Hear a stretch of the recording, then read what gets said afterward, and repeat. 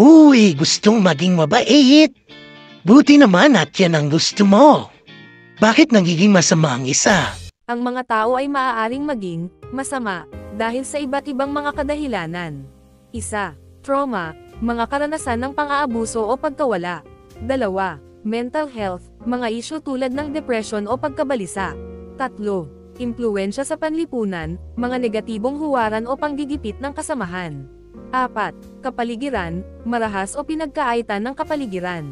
5. Kakulangan ng mga oportunidad, limitadong pag-access sa edukasyon o trabaho.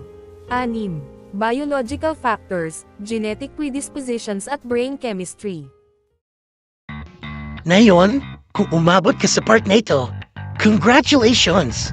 Pag-uusapan na natin kung paano nga ba maging mabuti. Isa, magsanay ng empatiya, subukang unawain at ibahagi ang damdamin ng iba. Ilagay ang iyong sarili sa posisyon ng ibang tao upang makita ang mga bagay mula sa kanilang pananaw. 2. Magpakita ng habag, maging mahabagin sa iba, lalo na sa mga panahong mahihirap. Mag-alok ng suporta, pakikinig, o tulong kung kinakailangan. 3. Maging magalang, tretuhin ang lahat ng may paggalang, anuman ang kanilang pinagmulan, paniniwala, o opinyon. Igalang ang mga hangganan at pagkakaiba ng iba. 4. Random acts of kindness, magsagawa ng mga random na pagkilos ng kabaitan, tulad ng paghawak ng pinto para sa isang tao, pagpupuri sa isang estranghero, o pagtulong sa isang kapitbahay sa kanilang mga pinamili. 5. Magsanay ng pasasalamat, magpahayag ng pasasalamat sa mga tao at bagay sa iyong buhay. Kilalanin at pahalagahan ang kabaitang ipinakita sa iyo ng iba. 6. Makinig ng mataman, magsanay ng aktibong pakikinig kapag may nagsasalita sa iyo. Ibigay sa kanila ang iyong buong atensyon at ipakita na pinahahalagahan mo ang kanilang sasabihin. 7.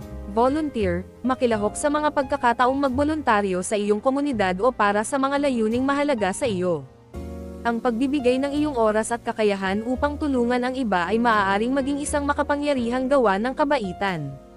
8. Magpatawad, ugaliin ang pagpapatawad sa mga nagkasala sa iyo. Ang pagpigil sa sama ng loob ay nagpapatuloy lamang ng negativity, habang ang pagpapatawad ay nagtataguyod ng pagpapagaling at kabaitan. 9. Maging mabait sa iyong sarili, tandaan na maging mabait din sa iyong sarili. Tretuhin ang iyong sarili ng parehong pakikiramay at pag-unawa na ipinapakita mo sa iba. 10. Spread positivity, magbahagi ng mga positibong mensahe, kilos, at enerhiya sa mga nasa paligid mo. Ang iyong pagiging positibo ay maaaring makahawa at magbigay ng inspirasyon sa kabaitan sa iba. Sa pamamagitan ng pagsasama ng mga kasanayang ito sa iyong pang-araw-araw na buhay, maaari mong linangin ang isang mindset ng kabaitan na hindi lamang nakikinabang sa mga nakapaligid sa iyo ngunit nakakatulong din sa iyong sariling kapakanan at kaligayahan. Sana ay may natutunan ka sa video na ito. Kung nagustuhan mo ang video na ito, don't forget like, share, and subscribe.